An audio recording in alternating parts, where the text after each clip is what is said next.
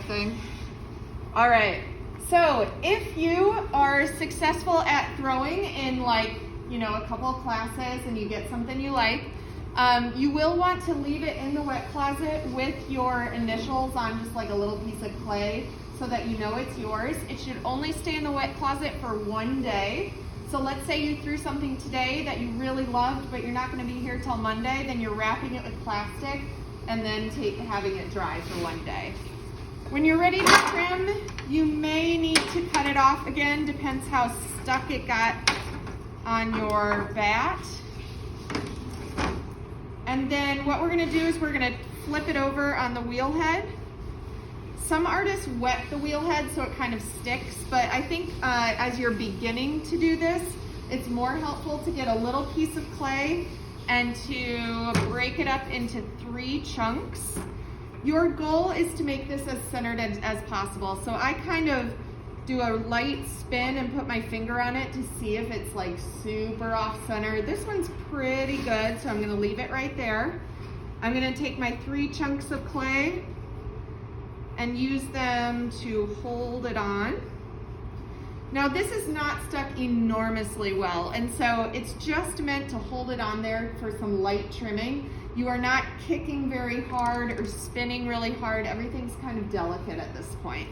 So this looks pretty close. We're right in the center there. If your pot is a little bit lopsided, it's even harder to get on center, but just do your best there. My trimming tools that I use, there's a large loop tool, a small loop tool, or one of these tools. You can use any, all 3, doesn't matter.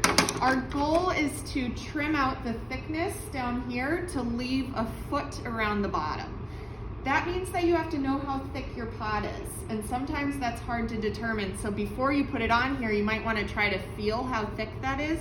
The other trick that potters have is that you thump it and listen, and if you get good at that, you can hear it, almost like you're knocking on a watermelon at the supermarket, seeing how has anybody ever done that? So you kind of hear, and if it's a loud thump or a high-pitched thump, and you can kind of hear how thin it is. But what we're gonna do is we're gonna take off any of these rough edges first, and I often use a large loop tool for that. I kick really nice and slowly, and sometimes I put my non-dominant hand just on top, just in case it catches and pops. You can kind of hold it there. And I'm just going to first flatten this edge. You can kind of refine the shape of it if you want to, depends how good of job you did throwing it. I can flatten the top of it a little bit and just get it nice and smooth.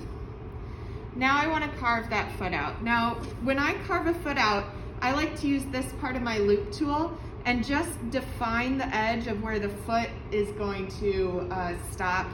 And I'm going to draw a little circle like that. See how I left this foot here on the outside, and I just kind of defined a place for me to carve. You can switch tools if you want to. So this tool is really nice because you can either use it like this, or you can use it like this, which is nice on bigger pots if you have a large surface area. And I'm just trying to get all that clay that's just adding extra weight.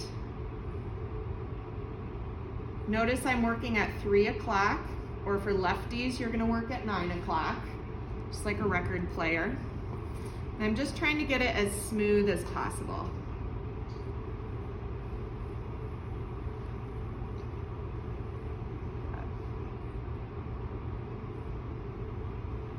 You want to take off, if you threw a pot that has a really thick bottom, you want to take off kind of a substantial amount, as much as you can,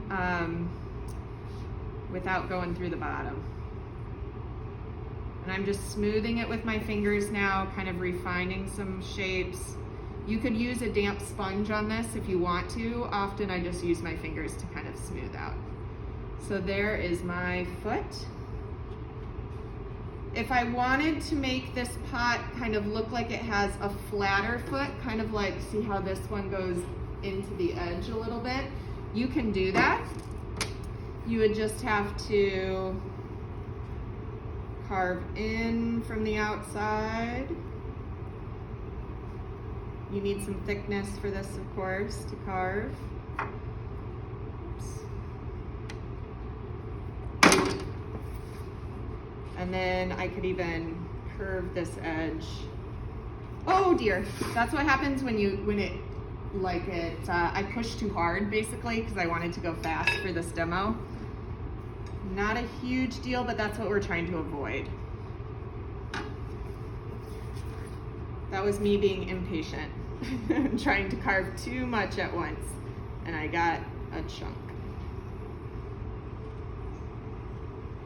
So you see how you can kind of set the pot up so that the foot is a little bit more decorative and you can see it from the outside. It is up to you kind of what style, but every time you throw a pot on the wheel, it does need at least the little bit of foot to lift the pot off of the surface. When you are done, you're just making sure everything looks good, smoothing everything down, and then getting a needle tool to write your name and hour. And then if you're not underglazing or doing anything else to it, it can go right in the kiln room to dry out to fire. Sound good? All right, that is carving feet. Ready, set, go.